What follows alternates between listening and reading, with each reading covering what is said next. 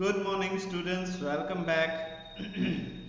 So today we are going to solve some of the important objective related to your first chapter. पहले chapter से कुछ महत्वपूर्ण important objectives हैं जो मैं आज के क्लास में करवाने जा रहा हूँ. इन ऑब्जेक्टिव को ध्यान से करिएगा because this might help you in WRT exam also. इससे शायद आपकी आने वाली एग्जाम में भी मदद मिल सकती है. ठीक है, क्योंकि आने वाली एग्जाम जो है वो फुल्ली ऑब्जेक्टिव है, तो हो सकता है इसमें से कुछ ऑब्जेक्टिव वहाँ पे पूछे जाए. ठीक है, so moving forward, first question is fill in the blanks in the from the bracket given. Bracket में सभी आंसर में दे दूंगा, उन्हीं में से आपको सारे सवालों का जवाब लिखना है. ठीक है,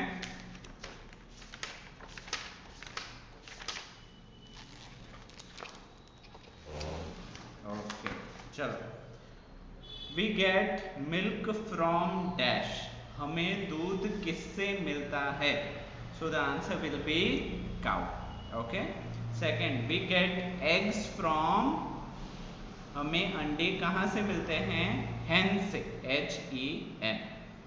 third question is the presence of a common substance in the leaves which gives them the green color is called. ऐसा द्रव्य जो हर पत्तों में हाजिर होता है और जिन्हीं की वजह से पत्तों को ग्रीन कलर मिलता है, उस सब्सटेंस को क्या कहते हैं? क्लोरोफिल. तो इसका आंसर आ जाएगा chlorophyll. D, the flat part of the leaf is called. कि पत्तों का जो सीधा हिस्सा होता है उसको क्या कहते हैं हम? याद करो जरा.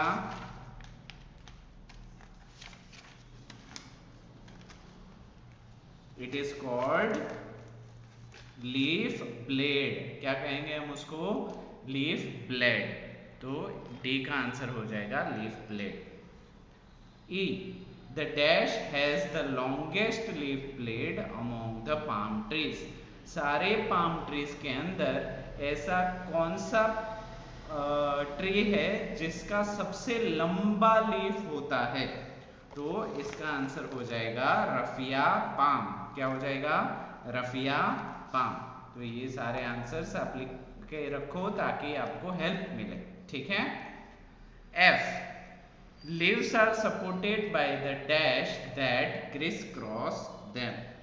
अभी पत्तों को सपोर्ट करने के लिए कौन सी चीज होती है जो पत्तों में क्रिस क्रॉस मतलब ऐसे क्रॉस बना के होती है?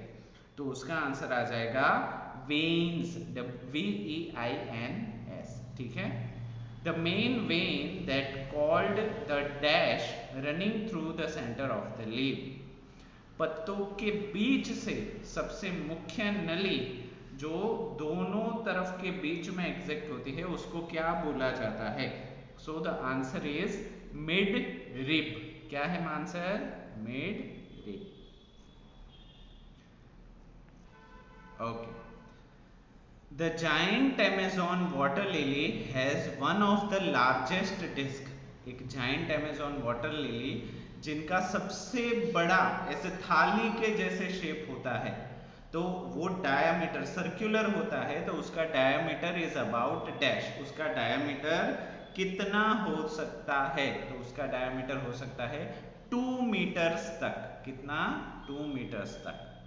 आई dash have a single blade attached to the stem of the part. किसके सिंगल ब्लेड होते हैं और एक ही पत्ता होता है वो स्टेम के साथ लगा हुआ?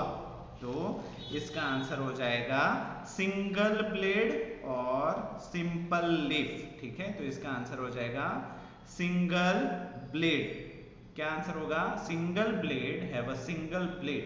सॉरी, सिंपल लीव हो जाएगा आंसर. इसका आंसर हो जाएगा simple leaf have a single blade attached to the stem of the plant. तो यहाँ पे आंसर आएगा a simple leaf. ठीक है. Second, dash have more than one leaf blade attached to the stalk. ऐसा किसका एक से ज्यादा पत्ते होते हैं एक ही डाली पे लगे हुए? तो यहाँ पे आ जाएगा आंसर अ कंपाउंड लीफ। क्या आ जाएगा आंसर? A compound leaf. ठीक है। के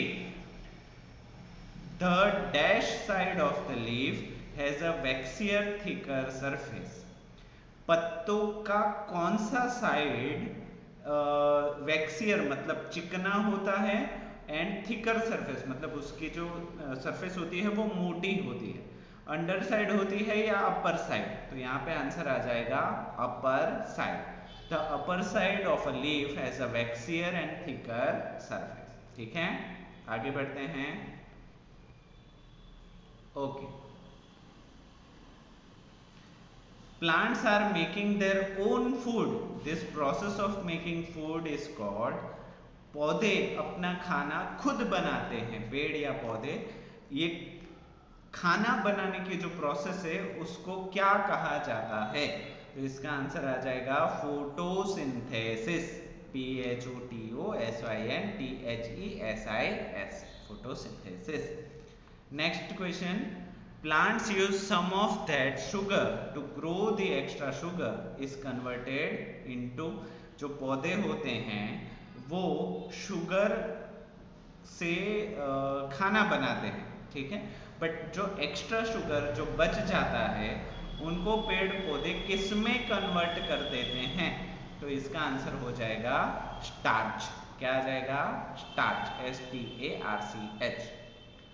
During the process of photosynthesis, leaves release a gas called dash.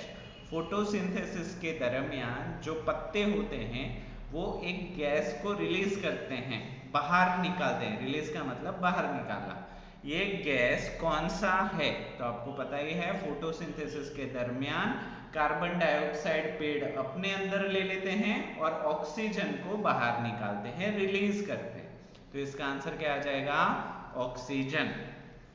Next question is, dash are the only living things that make their own food.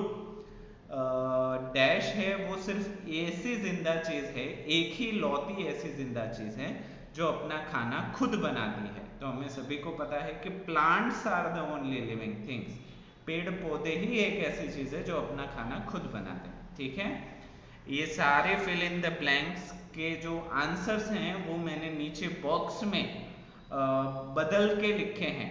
मतलब ऐसा नहीं कि पहला आंसर पहले क्वेश्चन का है, नहीं, इसको मैंने ना मिक्स कर दिया है। ठीक है, तो यहां से आप आंसर ढूंढ ढूंढ के भी लिख सकते हो। ठीक है, चलो, ट्रू एंड फॉल्स बताओ, सही है स्टेटमेंट या गलत है? Different plants have different kind of leaves. अलग अलग पेड़ पौधों के पत्ते अलग अलग होते हैं, सही बात है। हर किसी का एक जैसा पत्ता नहीं होता, so it is false. A simple, नहीं, it is true, first is true.